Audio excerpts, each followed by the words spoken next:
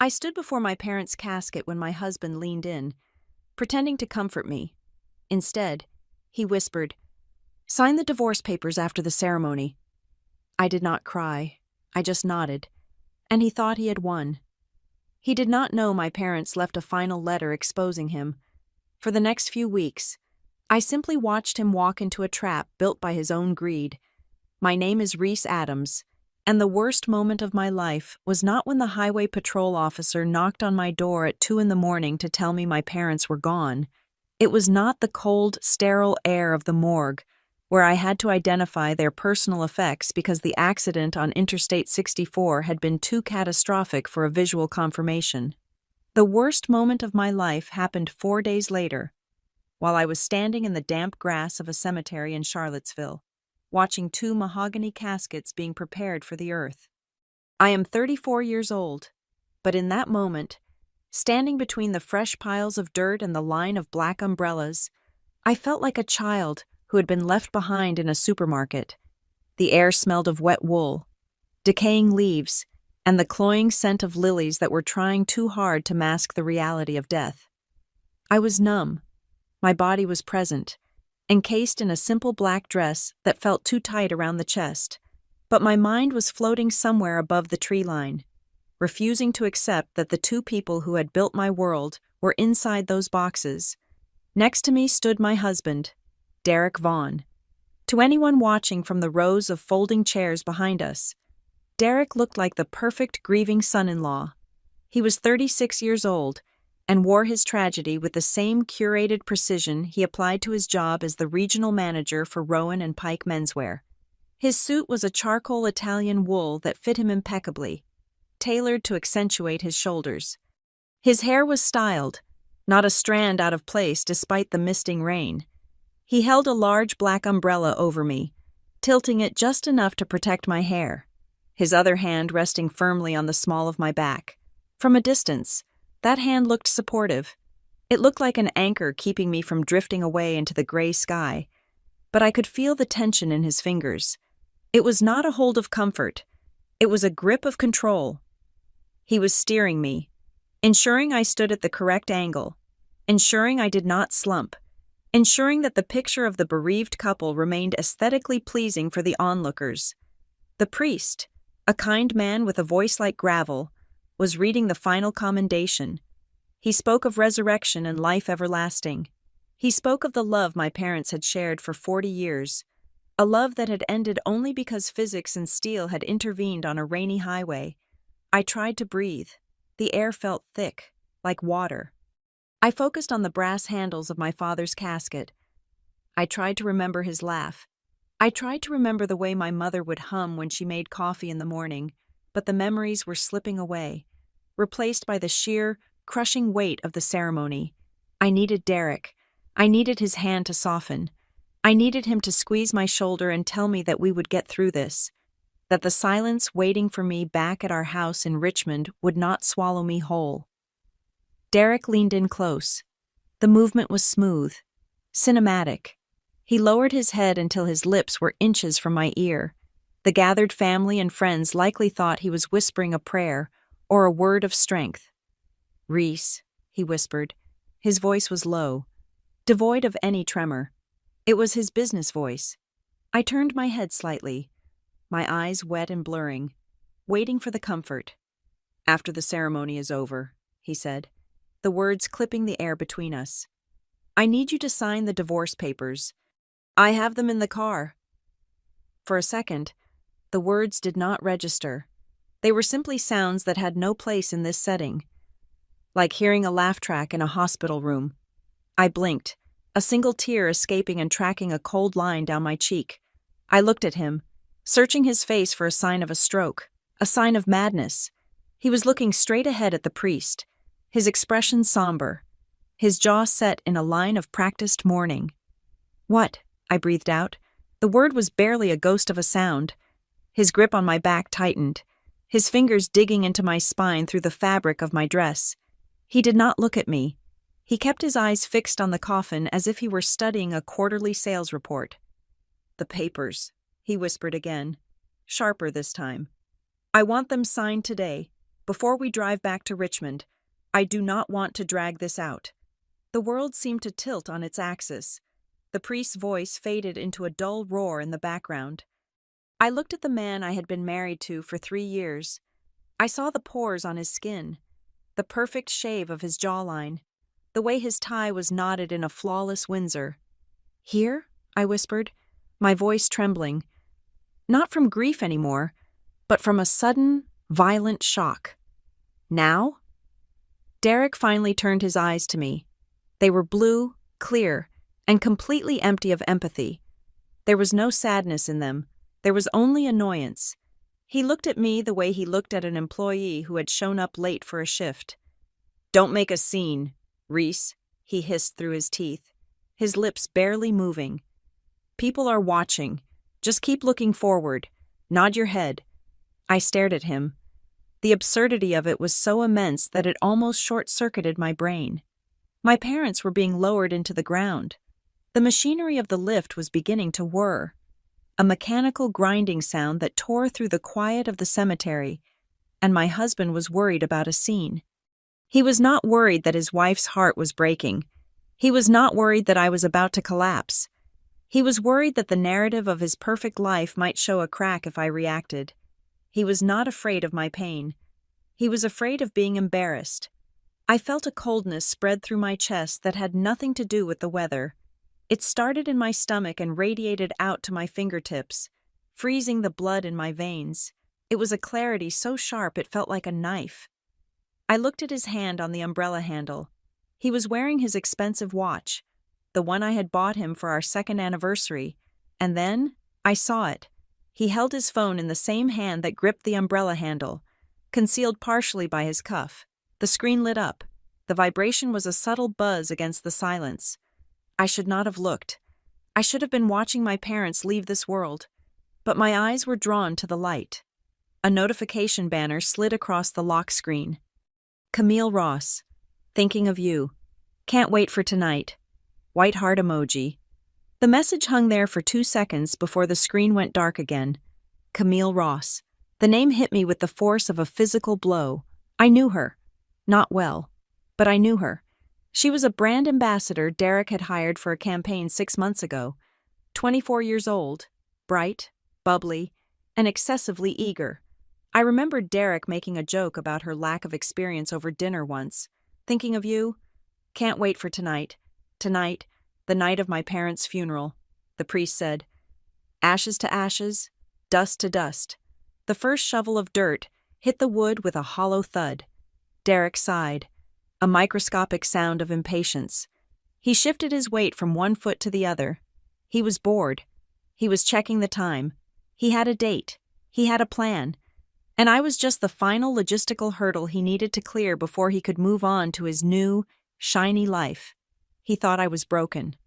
He thought I was the quiet, compliant Reese who hated conflict, the Reese who would do anything to keep the peace, the Reese who felt lucky that a man like Derek Vaughn had chosen her.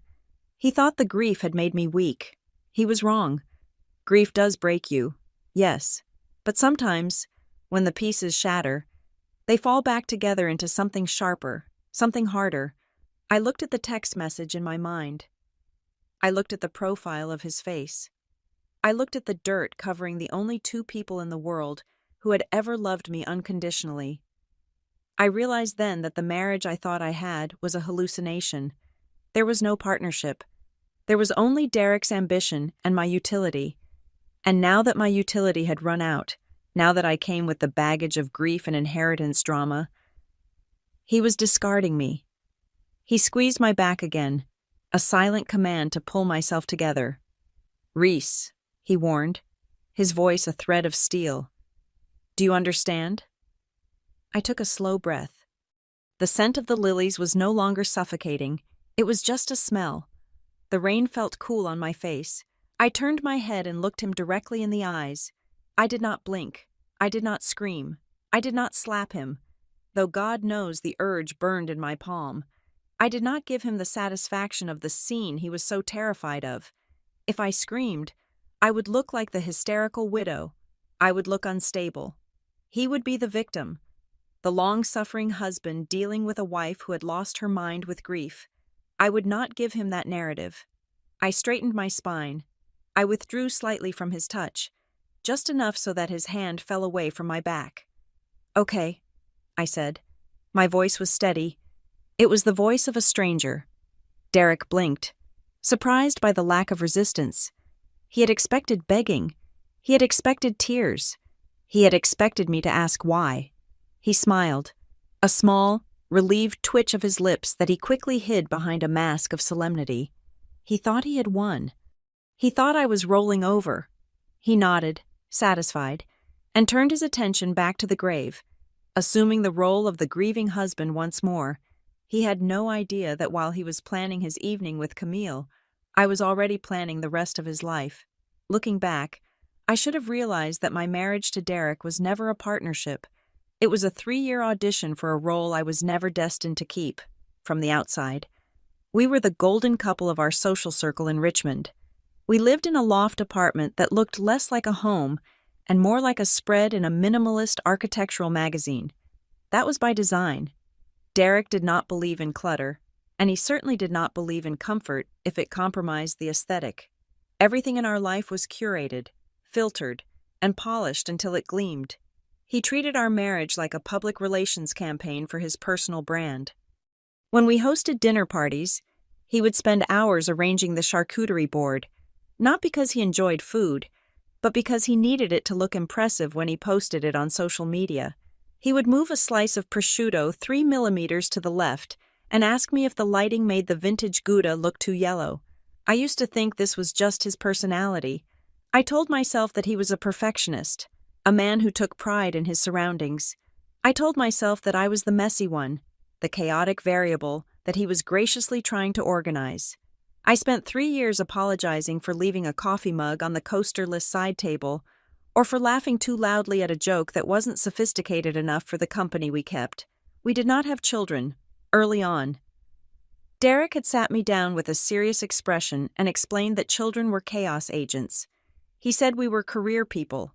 He said he wanted to focus on us, on travel, on building our empire. At the time, I felt a wave of relief. I was young, and the idea of sleepless nights and diapers felt overwhelming. I thought he was trying to protect me from the pressure of motherhood before I was ready. Now, standing on the other side of the grave, the truth looked very different. He did not want children because children are permanent anchors. You can divorce a wife, but you are tethered to the mother of your child forever by keeping our marriage child-free. He had ensured that his exit strategy remained clean. He had kept his luggage light so that when the time came to upgrade, he could leave without looking back. And he was always looking to upgrade. That was where Serena Vale came in. Serena was Derek's ex-girlfriend from college, a woman I had never met but knew intimately because he brought her up constantly. Serena came from old money. Her family owned vineyards in Napa and horse stables in Kentucky. According to Derek, Serena understood the unspoken language of the elite. She knew which fork to use for oysters without thinking. She knew how to pronounce the names of French wines without stumbling. She was his benchmark for elegance. If I bought a dress for a gala, Derek would frown and say that Serena used to wear velvet in the winter, implying my choice of silk was a seasonal faux pas. If I wanted to order pizza on a Friday night, he would sigh and mention that Serena preferred tapas. I lived with the ghost of a woman who represented the tax bracket Derek desperately wanted to break into. I was the placeholder. I was the reliable, middle-class girl who helped him look stable while he climbed the corporate ladder at Rowan and Pike. But I was never the end goal. I was just the practice round. My parents were the antithesis of everything Derek valued. They lived in Charlottesville, in a house that was cluttered with books, knitted blankets, and mismatched furniture. They owned a small printing shop, a business that smelled of toner and paper dust. They worked with their hands. They had ink under their fingernails and laughter in their bellies. They were warm, genuine people who opened their door to anyone who needed a meal. Derek hated visiting them. He called it quaint in public. But in private, his disdain was palpable. When we went to their house for holidays, he would sit on the edge of the sofa as if he were afraid of catching a disease from the upholstery. He would smile that thin, polite smile that never reached his eyes.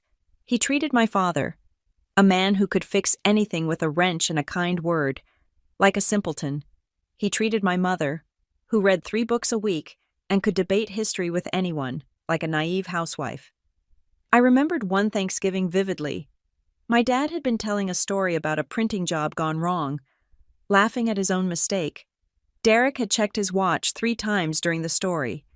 Later, in the car, he told me that my parents lacked ambition. He said they were content with mediocrity. He told me I was lucky he had pulled me out of that small-town mindset. I had defended them, but weakly. I had wanted to keep the peace. I had let him insult the 2 people who loved me most because I was afraid of his cold silence. That guilt was a stone in my stomach now. The signs of his exit plan had been there for months. I just had not been looking for them. 3 months before the accident, on a quiet Sunday morning, Derek had slid a document across the kitchen island. It was thick, bound in a blue folder. He called it a financial optimization agreement. He had poured me a cup of coffee, his movements casual, and said that his financial advisors suggested we separate our assets to protect us from liability. He used a lot of buzzwords.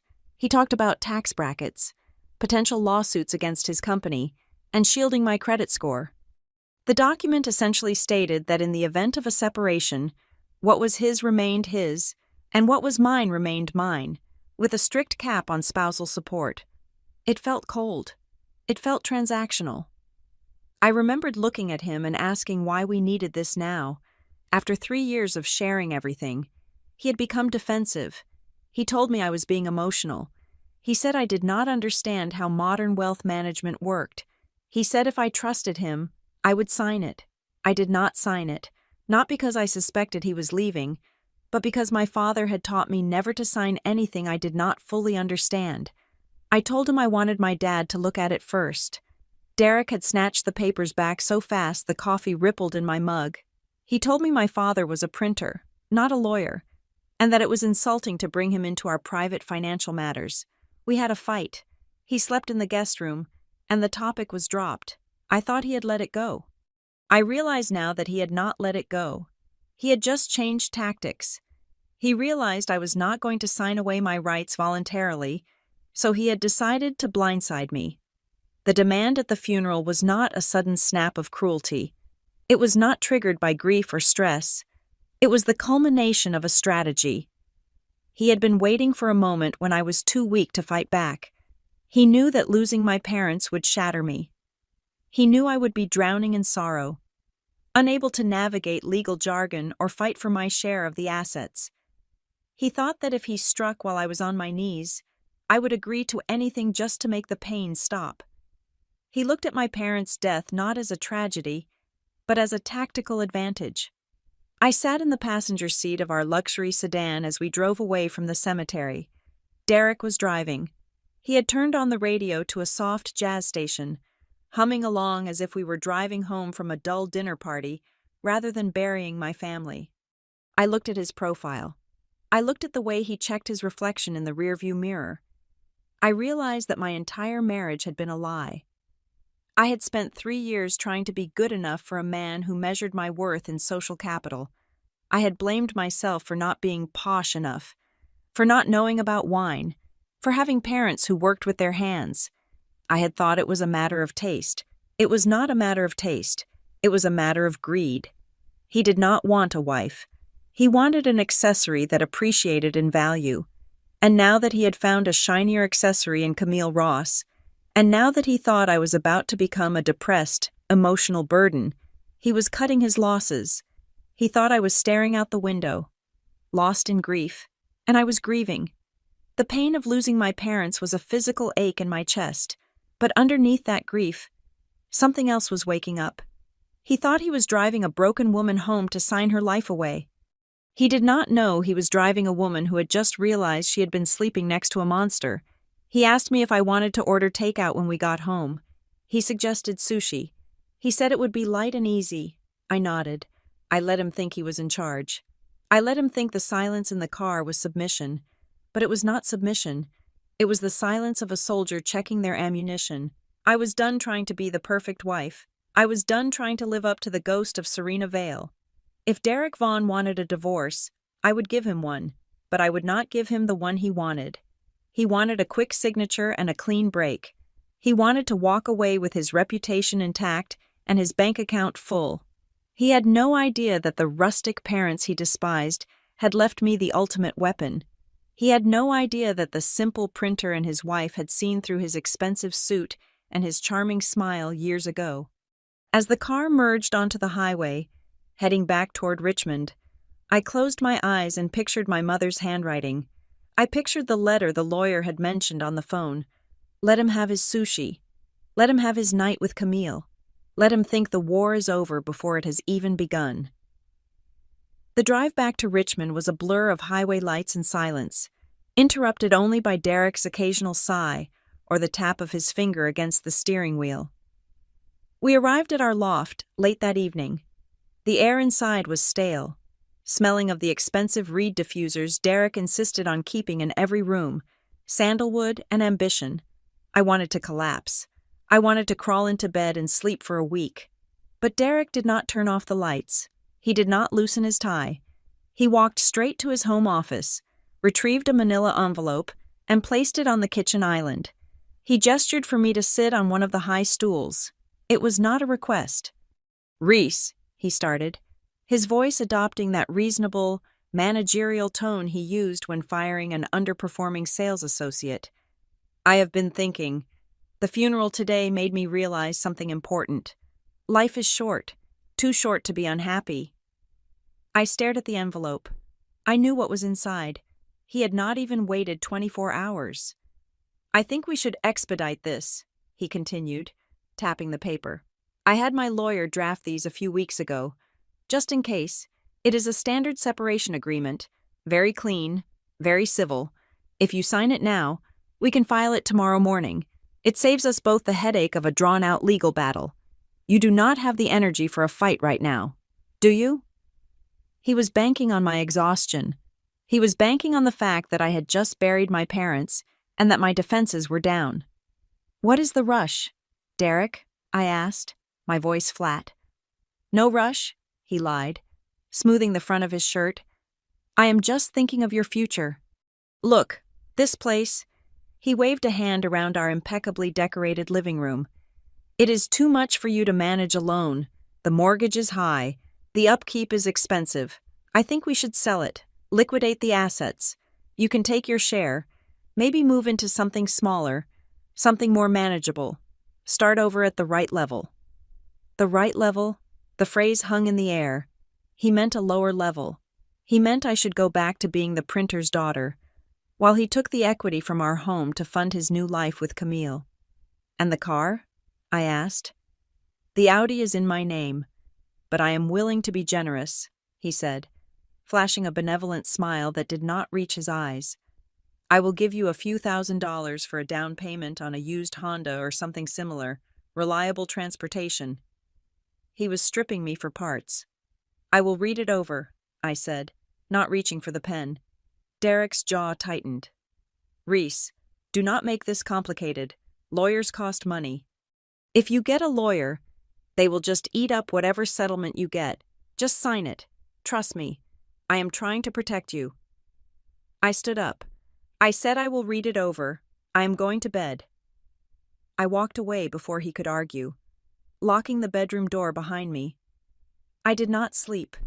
I waited until the house was silent, until I heard the heavy, rhythmic breathing of Derek asleep in the guest room down the hall. Then, I opened my laptop. I work for Harborline Compliance Services. My job is not glamorous. I spend my days staring at spreadsheets, looking for patterns that do not belong. I track money laundering, embezzlement, and regulatory violations. I know that people lie, but numbers never do. If you know how to look, the numbers always tell you exactly who a person is. I logged into our joint bank account. Derek had always managed our finances, claiming he had a better head for the market, but my name was still on the primary checking account. At first glance, everything looked normal. The mortgage was paid. The utility bills were automated. But I was not looking for the normal transactions. I was looking for the bleed. I filtered the search results for the last 6 months. There it was, on January 12th. A withdrawal of $9,500. On January 15th, another withdrawal.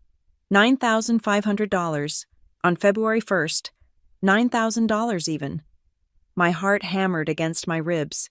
In the compliance world, we call this structuring. Banks are required by federal law to report any cash transaction over $10,000 to the government. By keeping the withdrawals just under that threshold, Derek was intentionally avoiding the paper trail. He was siphoning cash out of our marriage, bit by bit, hoping I would not notice the shrinking balance because he kept the main savings in a separate investment account I rarely checked.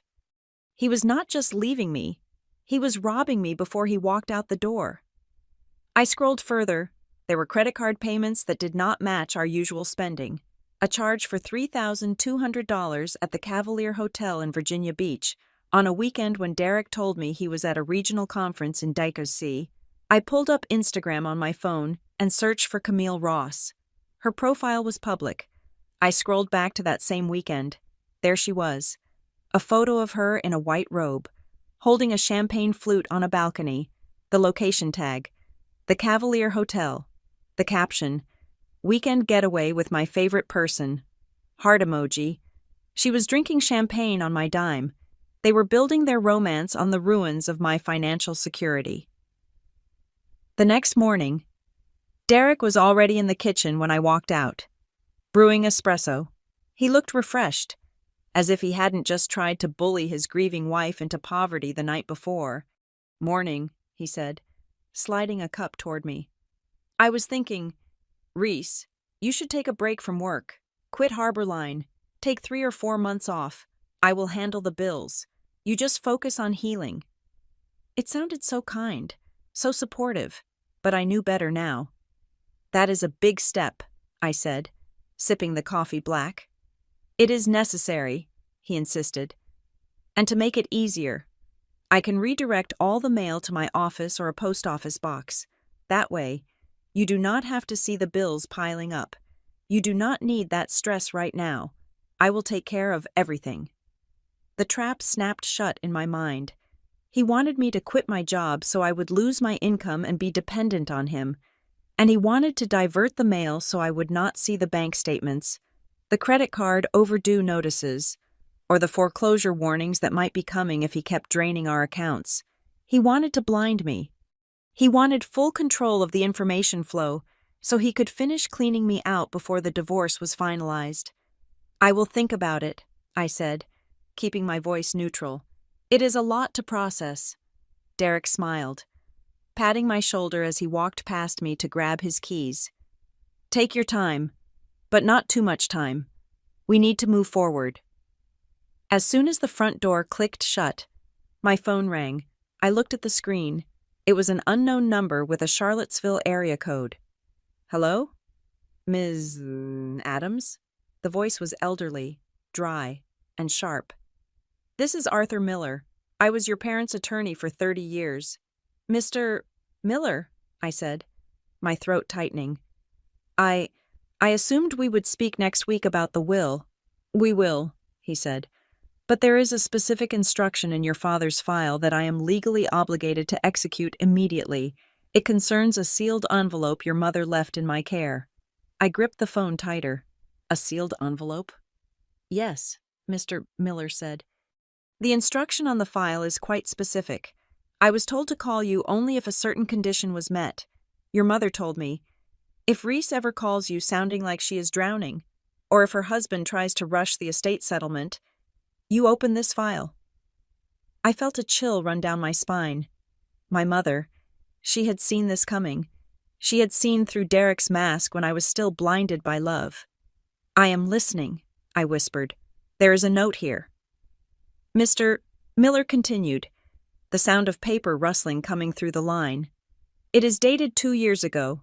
It says, 'For Reese, do not give this to her unless there is trouble with the husband. If everything is fine, burn it. But if he shows his true colors, give her the key.'" "The key?" I asked. "It is a figure of speech, Ms. Adams, but also a literal reality. There are documents here regarding the family trust, and there is a leverage point your parents prepared. They called it their insurance policy against Mr. Vaughn. Can you come to my office in Charlottesville tomorrow? Alone. I will be there, I said. Good. And Ms. Adams? Yes? Do not sign anything, do not agree to anything, and do not let that man know you are coming to see me. I hung up the phone. The apartment was silent, but for the first time since the accident, I did not feel alone. My parents were gone, but they were still protecting me. They had left a weapon buried in the ground, waiting for me to dig it up. Derek wanted a war? He was going to get one, but he was fighting a girl who thought she had lost everything. He did not know he was about to face a woman who had just been handed the ammunition to blow his carefully constructed life into dust. The office of Arthur Miller was nothing like the glass and steel skyscraper where Derek worked in downtown Richmond. It was a converted townhouse on a quiet street in Charlottesville, smelling of furniture polish, old paper, and pipe tobacco. It was the kind of place that felt permanent. Unlike the shifting, trendy world Derek tried so hard to inhabit, Arthur sat behind a desk that looked like it had been carved from a single oak tree.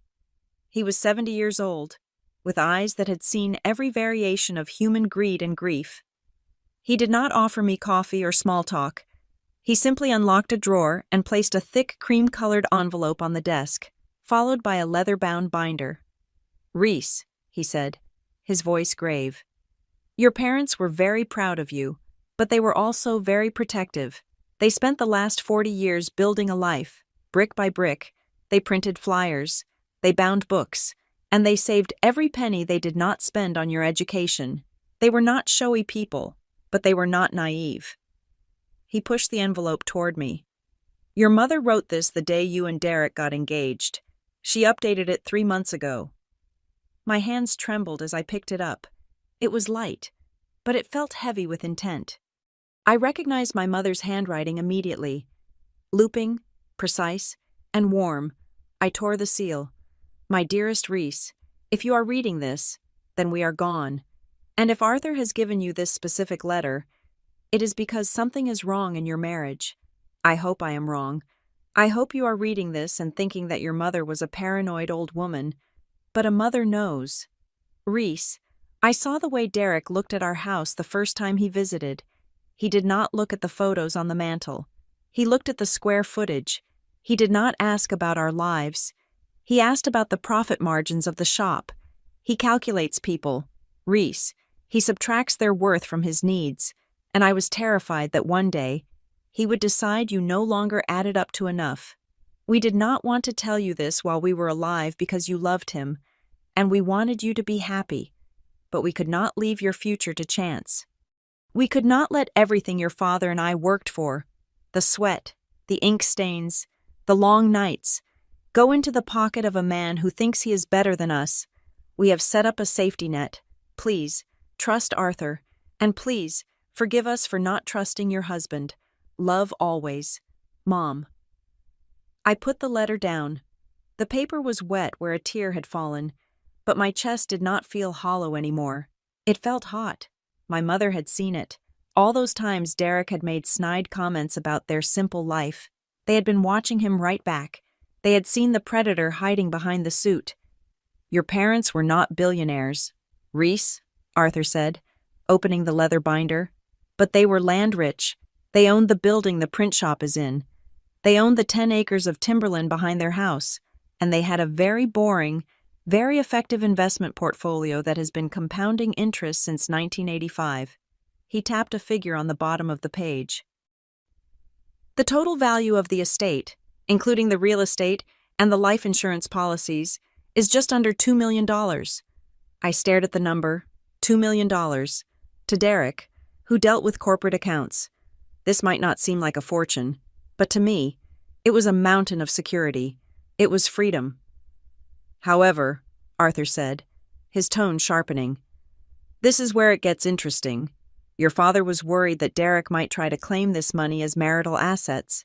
In Virginia, inheritance is usually separate, but if you put it into a joint account, or if you use it to pay off a mortgage you share with him, it becomes community property. Derek could claim half. I thought of Derek's suggestion this morning, that he would handle the bills and that I should quit my job. He was trying to create a situation where I would need to dip into this money, forcing me to mix it with our joint funds. But he cannot touch it, Arthur said, a small, grim smile appearing on his face. Because the assets are not going to you directly, not yet. They are held in the Addams Family Trust. He flipped the page to a section highlighted in yellow. This is what we call a conditional distribution clause. Your father called it the bad husband clause. It states that if a petition for divorce or legal separation is filed by either party within 90 days of the death of the grantors, that is your parents, the beneficiary's spouse is explicitly excluded from any claim to the trust's assets. Furthermore, the trust freezes for 6 months. You get a monthly stipend for living expenses, but the bulk of the capital remains locked. I read the words. 90 days. If Derek had waited 3 months, if he had pretended to be a grieving husband for just 12 weeks, he might have been able to manipulate me into signing over some of this land or using the cash to fund his lifestyle. He could have convinced me to invest in his company, but he was too greedy. He was too impatient. By demanding a divorce at the funeral, strictly speaking, he had triggered the very mechanism designed to shut him out. He does not know, I whispered. He thinks we are broke. He thinks I am just getting a few $1,000s and some old furniture. Let him think that, Arthur said, because there is more. He pulled out a thinner folder from the back of the binder. It was black. Your father kept a record, Arthur said. Every time Derek asked for money, every time he pitched an investment opportunity, your dad wrote it down. I opened the folder. It was a logbook. August 12th, 2023. Derek asked for $20,000 for a bridge loan for a friend's startup. Refused. Terms were vague. December 4th, 2023. Derek suggested we mortgage the shop to buy into a crypto scheme. Refused. March 10th, 2024. Derek brought paperwork for a tax shelter entity. I showed it to Arthur. Arthur says the signatures look pre-filled. Dangerous. Told Derek no. He was angry. I stopped reading. My blood ran cold. Signatures look pre-filled. I looked up at Arthur. He tried to get them to sign fraudulent documents? We suspected it, Arthur said carefully. We never proved it because your father refused to sign. But Reese, if he was trying to do that to them, you need to check what he has done to you. If he has forged your parents' names on anything, or if he has used your name on documents you have not seen, that is a felony. The realization hit me with the force of a physical blow. The financial optimization agreement he tried to make me sign, the way he handled all the taxes, the way he was rushing this divorce so I wouldn't look too closely at the books. He is in trouble, I said, the pieces clicking together. He needs money fast. That is why he is doing this. It is not just about the other woman. He is drowning. And he wanted to use your inheritance as a life raft, Arthur concluded. But this trust puncturing that raft, Arthur leaned forward, his expression severe. Reese, listen to me closely. Do not deposit a single penny of the insurance check into your joint account. Do not pay a joint bill with it. Do not buy groceries with it. You open a new account at a bank Derek does not use. You keep your finances completely sterile. If you mix even $1, you open the door for his lawyers to argue that the inheritance was intended for the marriage. I understand, I said. Good. And one more thing. Arthur handed me a business card. This is a forensic accountant I work with. If you suspect Derek has been hiding money or stealing from you, this man will find it.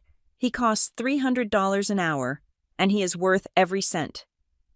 I took the card, I took the binder, I took the letter from my mother and pressed it against my chest. I stood up. My legs felt steady. The fog of grief was still there, hovering at the edges of my mind, but in the center, there was a burning clarity. My parents had not just left me money. They had left me a shield. They had known,